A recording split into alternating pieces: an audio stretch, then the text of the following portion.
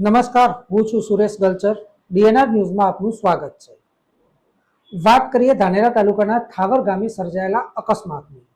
ગત મોડી રાત્રે એક ઇન્ડિયન ઓઇલનું ટેન્કર દુકાનમાં ઘૂસી જતા અકસ્માત સર્જાયો હતો. આ અકસ્માતમાં સદનસીબે મોટી જાનહાનિ તો ટળી છે, પરંતુ આ જગ્યા પર અવારનવાર અકસ્માતના બનાવો સામે આવતા હોય છે.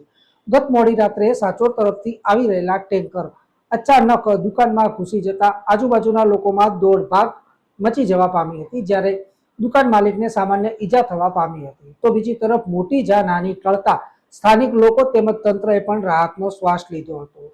તો બીજી તરફ સમગ્ર ઘટનાની જાણ ધાનેરા પોલીસને કરતા ધાનેરા પોલીસ પણ તાત્કાલિક ઘટના સ્થળે આવી પહોંચી હતી.